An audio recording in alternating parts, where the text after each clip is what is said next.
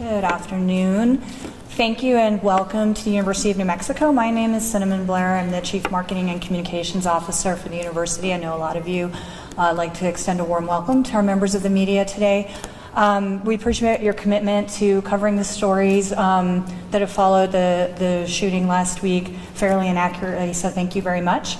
President Stokes will be addressing you shortly, followed by our Executive Vice President for Finance and Administration, Teresa Costantinides, and she'll be sharing some comments regarding our efforts and measures to enhance campus safety. I'd ask that you hold your questions, please, until the end, and then we'll go ahead and take questions from you. So now it is my privilege to introduce President of the University of New Mexico, Garnet Stokes.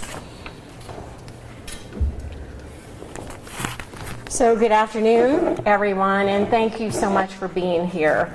I am Garnet Stokes, President of the University of New Mexico.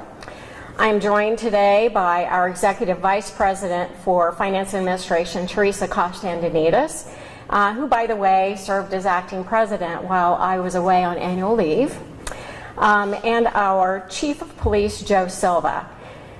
We will remain available after our remarks to answer your questions as fully and directly as we can. I want to begin by expressing my deepest condolences to the family and friends of Michael Lamott, the young life lost in the tragic event, yet another senseless act of violence that occurred in our Casas del Rio housing complex on July 25th. Our hearts are with all who've been affected: students, families, members of the Lobo community, members of the community at large. From the moment that this incident began, our campus police, local and state law enforcement, and crisis response teams have worked tirelessly to provide safety and guidance to our students and staff. The suspect was apprehended later that day, and support resources remain available for anyone struggling in the aftermath. I also want to express my gratitude for the support of our student government leadership, UNM and GPSA, and for their willingness to seek and implement solutions with us. I stand before you today to share critical information about our campus safety efforts, our communication process, and our housing policies. It is important for our UNM community to understand our continuing efforts to provide a safe campus and to reassure the community that, in fact, our work is never ending. The investigation into the tragic shooting on July 25th continues, and we are limited in what we can share about the actual incident beyond information that we've already shared. We do know that 3 individuals who were not enrolled at the university were invited into one of our residence halls. We're working to evaluate what preventative measures can be taken to limit our residence halls to the students we serve, while still providing a welcoming environment where students feel safe and at home. We have already begun a comprehensive review of our key card access system, guest policies, and physical security measures. I have directed those leaders in charge of safety, security, and housing to recommend both short and long-term safety improvements. As we work toward increasing our safety measures in residence halls, we must balance safety and security with creating an environment where our students can learn and thrive and form communities together. Over the past several years, and as an ingrained part of UNM's 2040 strategic framework, the University of New Mexico has made campus safety one of our highest priorities, continuously investing in new programs, technology, and partnerships to protect our community. In fact, in the last 5 years, we have funded more than $20 million in direct public safety improvements, some of which have been supported by the New Mexico legislature and the governor. Specifically, in the last 5 years, the legislature has appropriated more than $4 million. In that same time frame, I have directed $16 million of university funds to be used toward technology, crime prevention, crime deterrence, and public safety programs across our campuses in Albuquerque and beyond. Executive Vice President Teresa Costandinides will be providing additional details on these specific investments. The university, working closely with UNM PD and local law enforcement, has strengthened emergency notification systems, regularly updated our campus safety and security policies, and expanded outreach for crime prevention and mental health resources. And I would be remiss if I didn't mention at this time the lengths many of our campus departments went to ensure our new student orientation students and families were cared for and communicated with, from meal services and shuttles to offering support services and ensuring that they were able to enroll in classes. Perhaps one of the most visible examples of our commitment to security and safety is the recent acquisition and demolition of the Motel 6 property near South Campus. This location has long been a source of criminal activity, with hundreds of police calls and documented incidents over several years.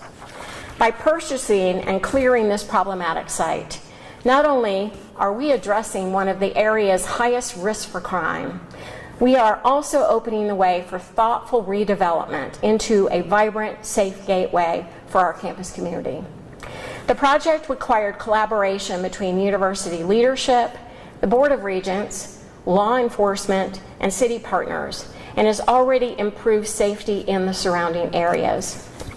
At UNM Hospital, leadership teams worked in tandem with providers, and staff have implemented several initiatives to reduce workplace violence, with additional hands-on training, a new alert system, and streamlined processes for reporting safety incidents.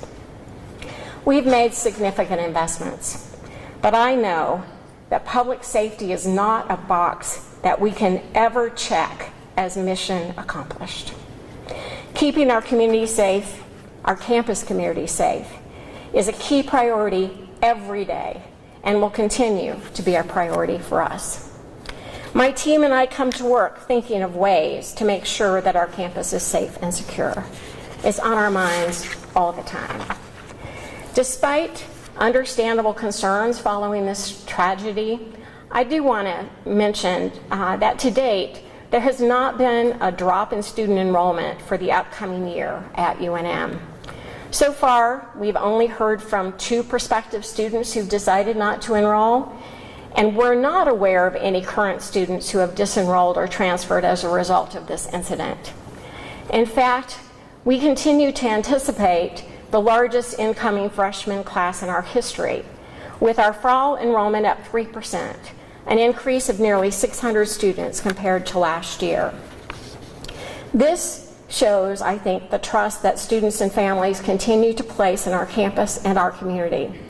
We're grateful for the faith they put in us and the recognition of the care that we demonstrate toward our campus community. Our response to this tragic event was strong across the board, and I am so appreciative of the engagement and compassion demonstrated by so many of our Lobos in the midst of a crisis. Finally, while this tragic shooting is deeply felt and an urgent issue for us at the university and in our community, it is important to recognize that gun violence among teens is a systemic problem affecting our entire nation. Firearms have become the leading cause of death for children and adolescents nationally. While UNM is confronting a critical campus tragedy, the underlying issues demand systemic, community-wide action that extends far beyond any single institution. It is a collective challenge, requiring sustained commitment from all of us, including policymakers, educators, families, and law enforcement, to build safer environments for all young people. As a key stakeholder in our state, UNM has been and will continue to be at the solutions table to the challenges we face.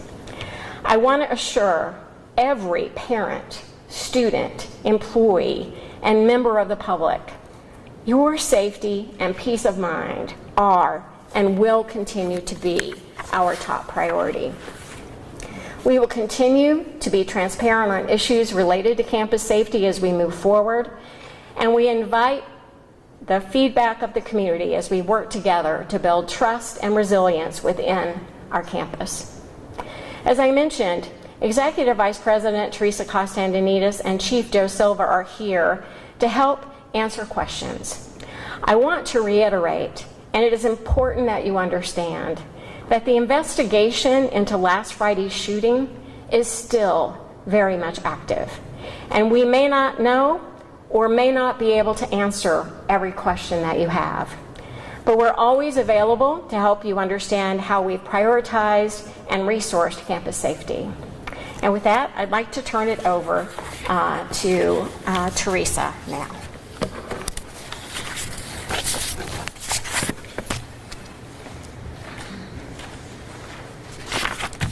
Thank you, President Stokes, and good afternoon, and also thank you for everyone for being here today.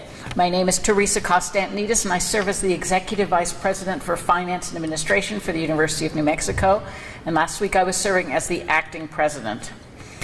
Now, before anything else, I do also want to acknowledge the deep sadness and concern that we're all feeling after the recent tragedy on our campus. The death of a young person in our residence hall has affected many people in our community, from the immediate families to the students, staff, and faculty alike. And I know there are many questions about what happened and what we're doing in response. And right now, as the President mentioned, the investigation is being led and is underway by the New Mexico State Police. So out of respect for their process, we are really limited in what we can share. But at the same time, it takes thoughtful analysis to evaluate policies and practices and to determine what needs to change. That work is underway already, and we'll continue to share updates as we're able. But what I can speak to today is the work we've done and continue to do to improve campus safety. These efforts are not happening just this week or even overnight. Many have been in progress for months and even years as part of a broader, long-term commitment to making our campuses safer and more secure. Some of the more important steps we've taken or have in the works include new security fencing installed next to several residence halls to better define and protect those areas. We've made recent improvements to our code blue emergency phones, making them more visible, reliable, and accessible. We've made major expansions of outdoor lighting, and I mean major expansions. If you went to our campus 5 years ago in the night and came today, it would be a completely different experience. We work to eliminate dark or hidden areas across the campus, including in our parking lots, and each year as part of Safety Week, volunteers go around at night looking for opportunities to make improvements. We've made significant investment in additional security cameras and alarm systems on multiple campuses to both help deter crime, but also support our 24/7 monitoring and incident response. We have expanded use of badge-only access to more buildings so that doors remain locked and accessible only to authorized individuals, and we have many more buildings on the list to address. And as the President mentioned, an upgrade to our campus emergency alert system is underway to improve how quickly and widely we can communicate in an emergency.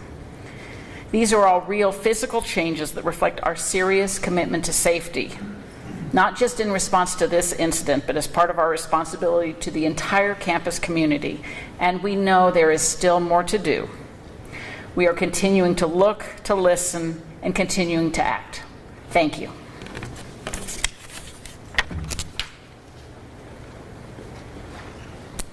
Thanks. So we'll go ahead and take questions.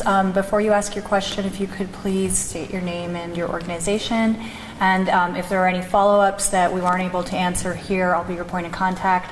Also, if you didn't receive a little financial sheet that goes into detail on some of the numbers that the President and Teresa shared, Steve Carr over here has those for you to follow along.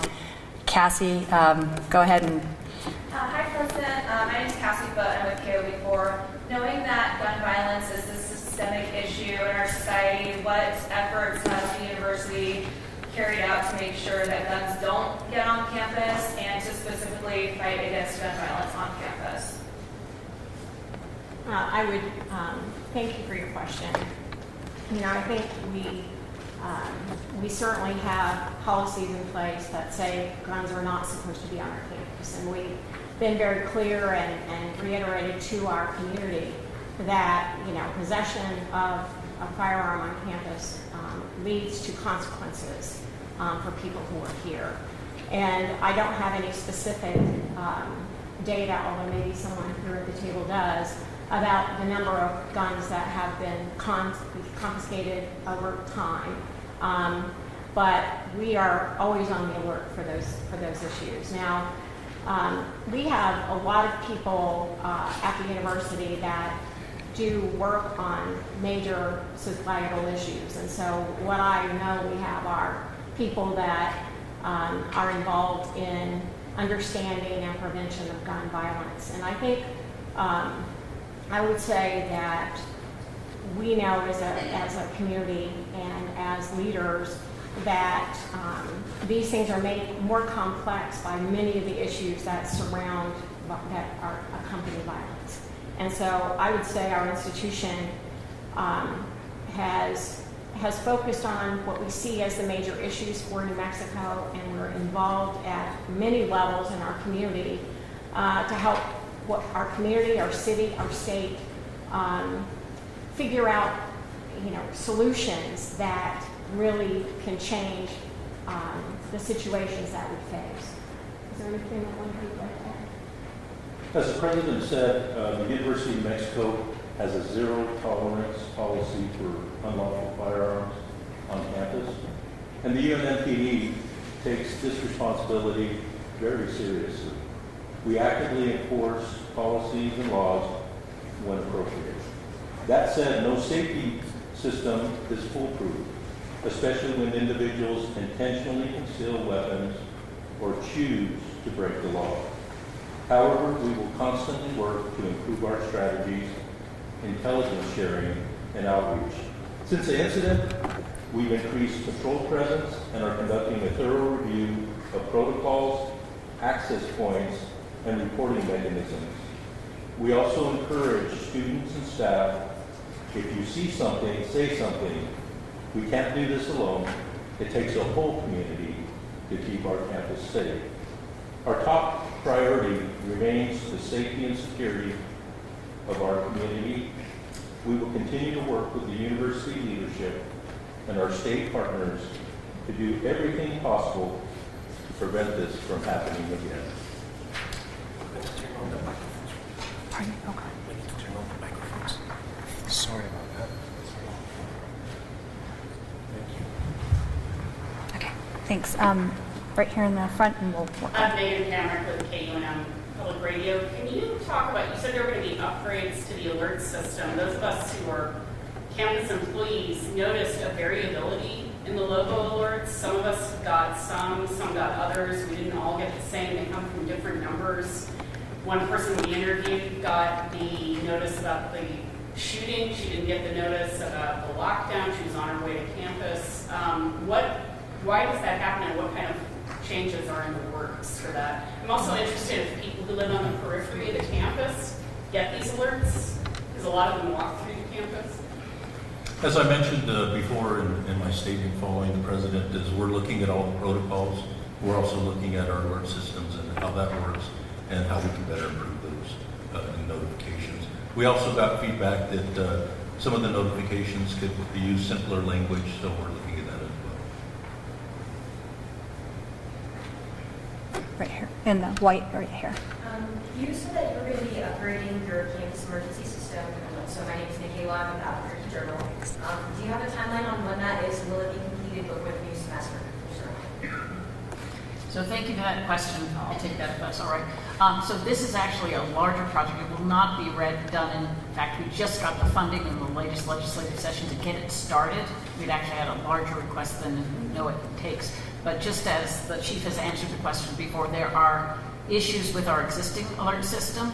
Things have gotten much better with the implementation of the Rave Guardian app. We're able to get more reliable messages out through that. But we have issues, as you've heard, with making sure that everybody gets the messages and then they're in the right format that makes sense and they're not limited by the number of characters.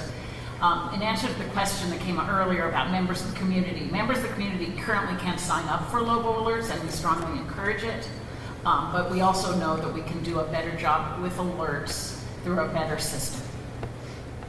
And I just want to add on to what Teresa said. We did do a campus survey not too long ago to get feedback from the campus to inform the work that they're doing for the Lobo Alerts, just to address some of the issues that Chief and Teresa brought up. Okay, I think right here in the black. Hi, I'm Galva from KRTV News 13. I have a question more along the lines of, we heard from faculty, students, parents, more specifically people who are on campus. They say that they don't feel safe and they don't really see security patrols as much as they would like to. Is there going to be anything to address that, maybe having more of that?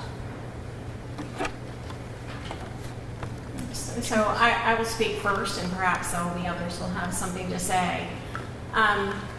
We are often surveying our students to find out perspectives about what we can do better. And one of the reasons I thanked UNM and GPSA is they are often bringing to us information about what our students are thinking. We have members of our staff that work directly with students that are always gathering feedback.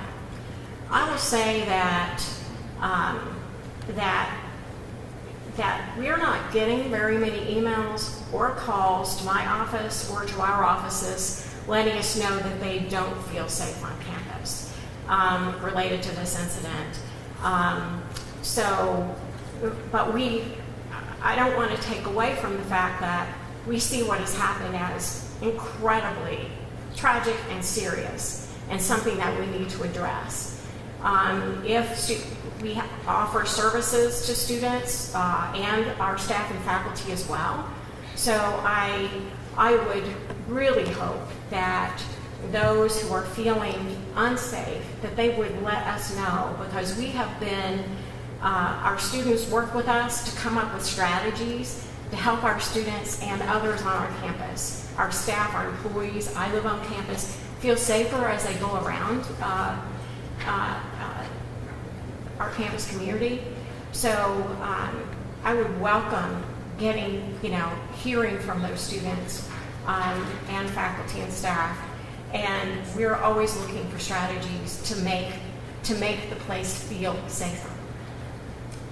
Chief, did you want to say anything?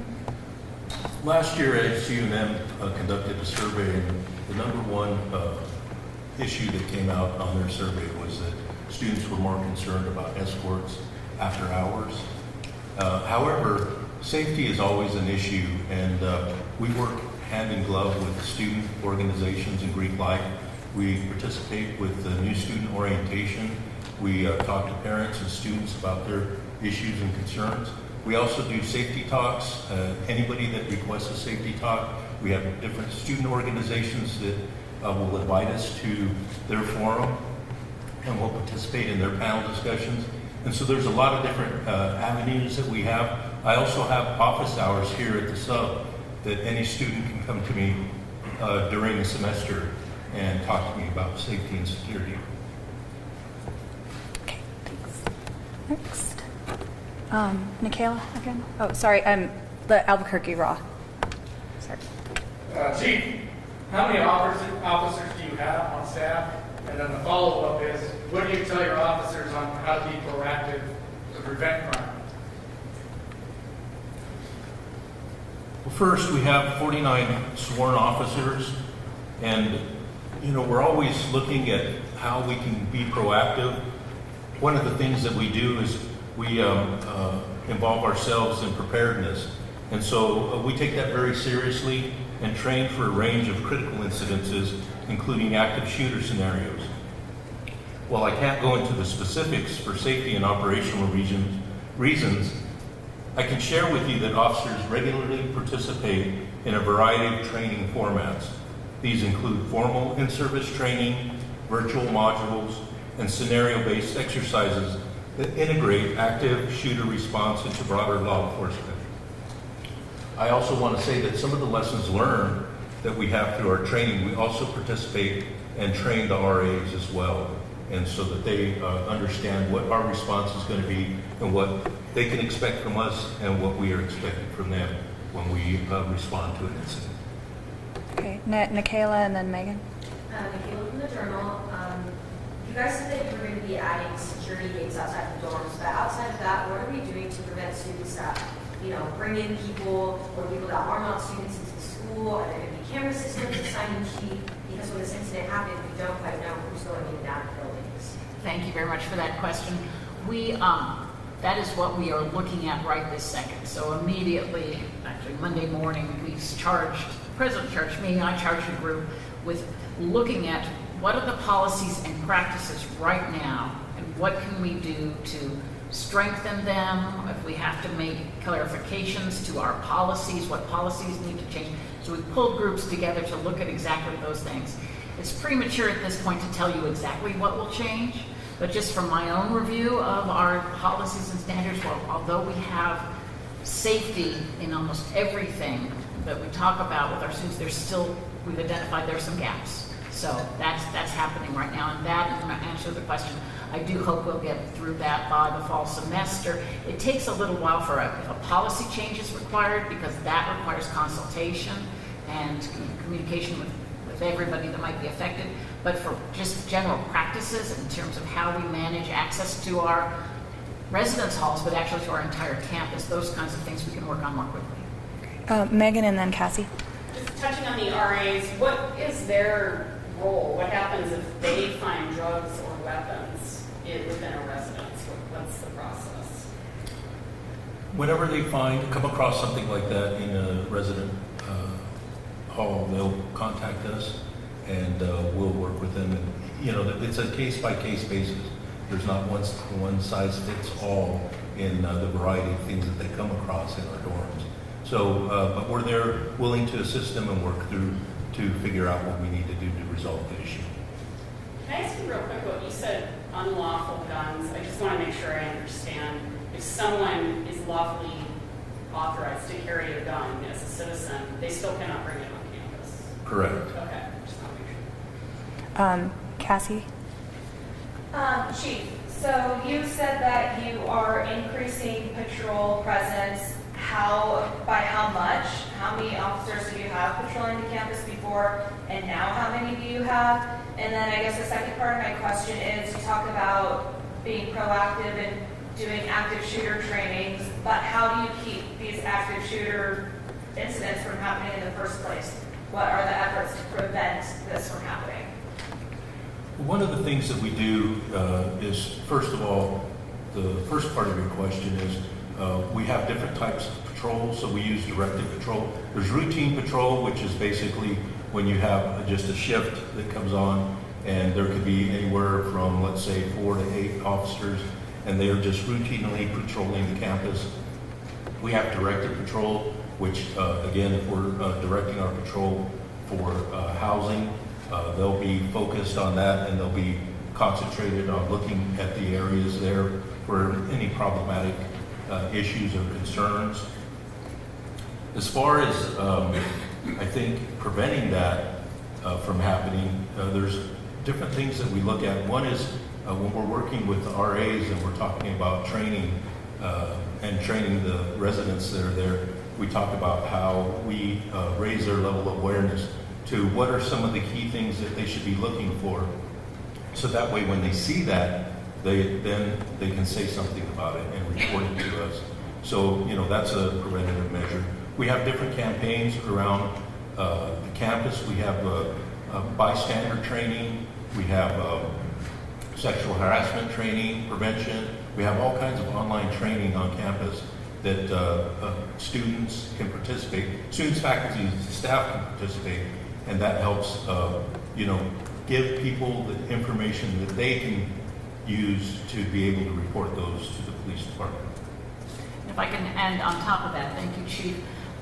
So you could argue that mandatory active shooter training, which is mandatory here at UNM, may not prevent such things, but we have actually, within the last 2 years, formed a new department, a crisis management and preparedness department, that is focused on helping if folks have concerns or information, they have a place they can bring it to talk through how best to handle it. And the police are involved. We have ethics and compliance. We have a whole group of folks that are there to help when something seems like a credible threat. What should we do about it? Zach? Zach, before. Kind of a two-part question here. Last Friday, summer obviously going on, was there an RA or someone in that residence hall that kind of is in charge of the students who were staying there? And I know you mentioned that you're addressing this, but what does the current handbook say as far as guests being allowed inside dormitories or student residence? Were the 3 people who were inside that dorm who were not students, were they allowed to be there? Were they not supposed to be there? Can we answer the question about was there an RA in the hall? I think at this time, because it is an active investigation led by the New Mexico State Police, and detailed law enforcement records have yet to be released to the public, it's premature to construct a narrative that does not rely on complete and substantiated account of the events that occurred.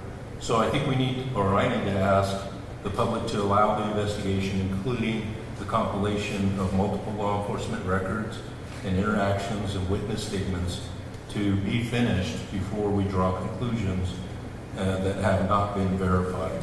But to specifically answer your question, the outcome of that obviously is to review our policies and practices to make sure they're in line with what we expect.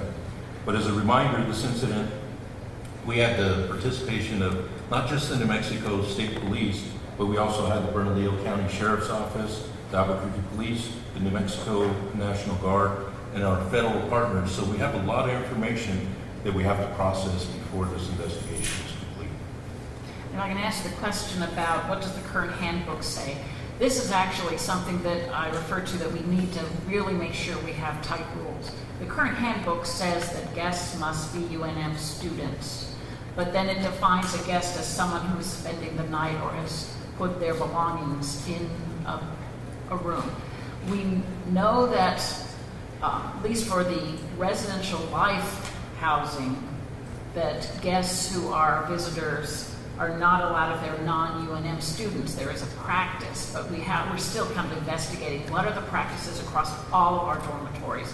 And this is an example of where we may need to tighten up the language in our student handbook.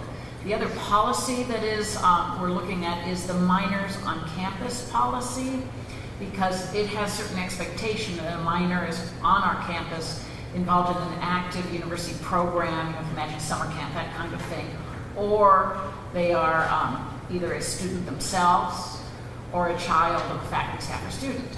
And they expect there to be somebody who is managing that minor. This is a circumstance that wasn't described in the minors on campus policy. So we're really looking at that to see how do we edit our policies, adjust our policies to address these kinds of concerns. You had a question right here. Sorry, Cassie, just grab it. Before I had a question. So with the papers that you gave us, it said that over the last 5 years, UNM Police received $1.8 million in funding. Would you be willing to go into further detail on how much went where over the last 5 years to or to UNM Police Department? And then do you foresee any changes either in amount or where it's allocated taking place over the next few years? So 1.8 million is a lot of money, and it goes in small amounts. So I don't have a laundry list of all the different things that we paid for with that. But your fundamental question is, do we think we might need to adjust it? Because not all of the funding, these are appropriations, has been spent. So for example, we've committed a certain amount to provide card key security on buildings. We may, as we study what's going on, say, that we might want to put some of that to another purpose right now because it's a little more urgent. So those are things that are TBD. Cassie, you're next. Going off the RA question, for parents who send their kids to live in the dorms over the summer in student housing, does the university just in general staff RAs to be in student housing over the summer? Or what's the policy with that? Are the dorms typically staffed with RAs? Can students expect to have an RA when they come to campus? Cassie, I can follow up with our Director of Housing as to the exact number of RAs or staff that are on during the summer and let you know. Okay. Is the student who was involved in this still enrolled at the university? I think we had identified the student, they were called a gateway student, so they have provisional admission to UNM, but they're doing a 1+3 program. So they are admitted to UNM contingent on completing a 2-year, 1 year at a 2-year institution, and they are also afforded the benefits of students, like they get library access, are allowed to live in the dorms. So they're not technically enrolled in UNM as a student, but they're called a gateway student. And there's information on our admissions site that I can share with you if you need more information on that. Yes, in the black, sorry. Gallagher from here. Yeah. Is there going to be any changes to that Gateway program, going forward at all? I think everything's on the table from the discussions that I've heard within the academic affairs area is that all ideas are on the table right now. Cassie and then Nikayla. So in 2023, we had another on-campus shooting. 2022, thank you. Brandon Travis.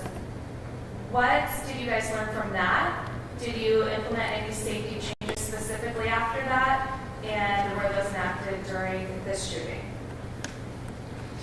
So every situation that we faced, including the 2022 shooting, has reviewed and reviewed and reviewed. And every situation seems to be different. I would say related to that tragedy in November of 2022, that, we did a lot of work to figure out what could we have done to prevent that incident. And, it's a different situation than the one we seem to be facing now. And I bring that up just because each of these cases is so unique. But the way in which we look at it, really much the same. We're trying to figure out what we could have done to prevent it, what things could have been put in place that would have prevented such a tragedy. And in that particular case, we did find some things. For example, without going into too much detail, we discovered that what precipitated that incident was something that had happened at a football game in Las Cruces, a fight that had taken place. And, there was a lot of soul searching around, what, had that been brought to our attention, were there things we might have done that could have prevented the incident that occurred on the day of the planned basketball game. I will say that, some of the changes that were made there really boiled down to changes that took place with the way in which the New Mexico State and the UNM athletic departments work together with each other to deal with aggressiveness and fighting that might take place. And we've actually, I think it's been a bit of a culture shift to think about the rivalry as making sure that it's a much more friendly rivalry, because we don't want fights breaking out at athletic events. So that was a component of the 2022 shooting. I mean, there are many other parts to that. And many of the things that we've been doing in general are related to just increasing campus safety in general. But I would say that my memory of the things that we did related to the 2022 shooting really ended up turning out to be a lot more about how could we have prevented that by more intervention and awareness of a really difficult situation. And again, it's something unique, and that seems to be true of virtually everything we face. There are many factors and many things that we have to consider, but we look at all of them. Okay. Megan? Can I ask you mentioned residence life. Is there a difference between the dorms and the residences operated by American Campus Communities where this happened, and they also operate Lobo Village? Are they treated differently in terms of how the protocols there, or just a handbook? I take that, President Stokes. So we are in partnership with American Campus Communities. American Campus Communities is something that many universities do to more quickly create housing for students. So it's a third party, and we work in very close partnership, but we do want to recognize they are a separate entity and organization. However, part of our contract with them is that they must abide by the same student living handbooks. And so for the contract with CASAS, those students have many of the same supplemental student activities. Lobo Village is a little bit more like an apartment living, so they're two separate sets. However, they must both abide by the student living handbook. Now, how they go about doing that is what we're investigating right now. And if there were any gaps, we're going to find out and try to fix them. They manage the building, so they own the building? They manage the buildings, they own the improvements, the land belongs to the university, but ultimately it reverts to the university. It's a long-term and rather complex contract, but they are our partners. Thanks. And Kayla. So in the past 5 years, you guys have invested about $8-9 million in security cameras and things like that. Well, how many cameras do you guys have? Where are they located? And did you guys have access to them on the night that the shooting happened? Did you use that to aid in your investigation? So I'm going to answer the first part of the question, which is we have on our university, on our Albuquerque campus, over 1,800 cameras actively operating at any one time. And Chief, is there anything you can say about the information on the cameras related to the investigation? The only thing I can say at this time is yes, the cameras that Teresa are referring to were operational and did have recordings of things that will assist us in the investigation, and that's about as limited as I can give you. Oh, and you said where? So these cameras right now, the vast majority of them are external cameras, in parking lots and walkways. You'll see them. In fact, if you go outside here, you'll see them. Okay, right here in the middle. Big Lane, Rob. This goes to the, not details of the investigations, I know it's active, but how quickly, we talked about the active shooter, how quickly does APD share shot spotter data if shots are fired on campus? At this time, when shot spotter activation is made, APD does not notify us directly.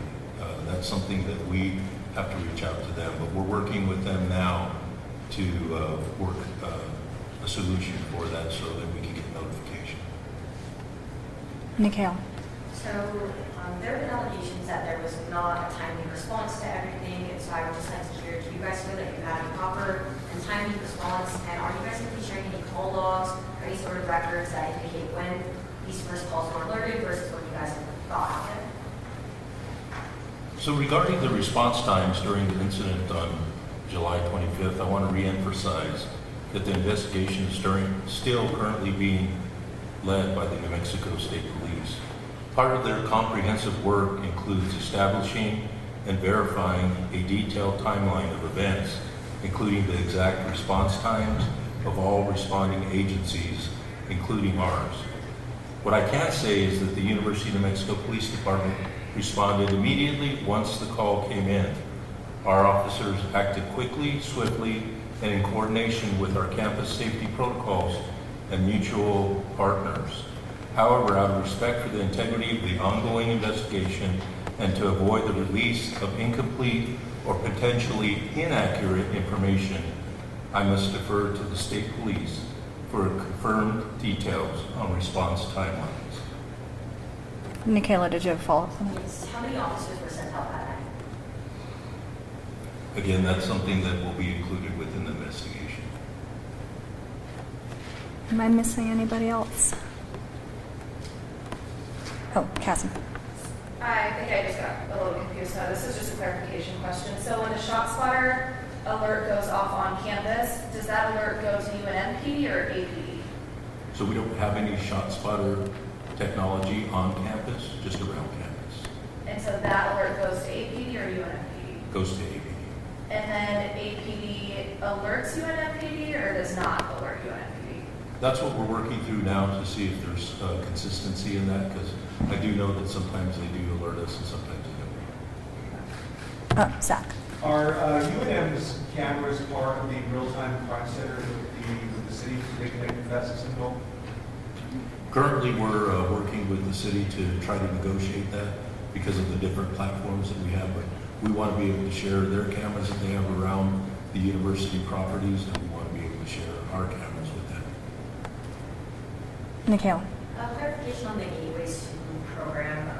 Are these also summer and winter classes? Are they a full term? And kind of how does that work out with enrollment? I know you said that they're not considered fully enrolled UNM students, but just a little confused on those sides. I can give you the link on the admissions site, the details, like the steps that they go through, but my understanding is it's basically a 1+3 program where they are, if they're maybe not at the GPA threshold to enter UNM, but they're close enough, they'll do 1 year to 2 year institution with provisional admission.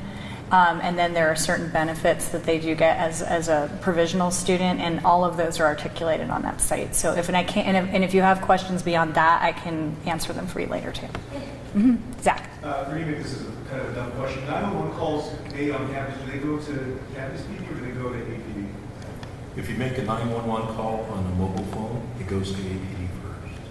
If you make a 911 call on our system, our telephone system, it goes to UNM. So I know you're saying that this is an active investigation, you limit on what you can say, but surely you can tell us at what time your officers actually responded. Did they get the call of a shooting on campus anytime before 1:30? I believe that's when the official timeline was of when they first responded to a broken window, but was there any call of a shooting before that? Again, something that I mentioned in the original press conference, there were multiple calls going on, so I would reserve that for the outcome of the investigation.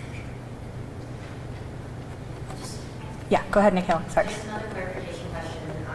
So after the shooting that happened last week, the first immediate upgrade that we have is upgraded the gates around the dorms, but all the other stuff is stuff that's been done prior, not currently, correct? I'm sorry, you're asking about the question about since Friday? Yes. What have we been working on? Done since Friday. Oh, since Friday, okay. So since Friday, we've actually initiated a review of policies, practices. We formed a safety, not forum, but kind of re-energized safety group. They pulled them together to say, what can we do short-term? The president's given us the assignment, short-term and long-term in response to this. We know we can't prevent all crime, but are there things we've learned that we can do better or do differently to keep our campus safe? Because of keeping our students, faculty, staff safe is our #1 priority. And I think the fencing question, that was good. That's been going on for how long? That actually has been going on since the 2022. Since 2022. So the fencing that you would see on the And the card key access. and the card key access now. Cassie and then KRQE. So. So we know that students were told to shelter in place, and then that lockdown was lifted Friday afternoon. But there were still people out walking around on campus, even before they had apprehended the gunman. Is there any thought about taking measures to put things in place to make sure the campus is secure physically?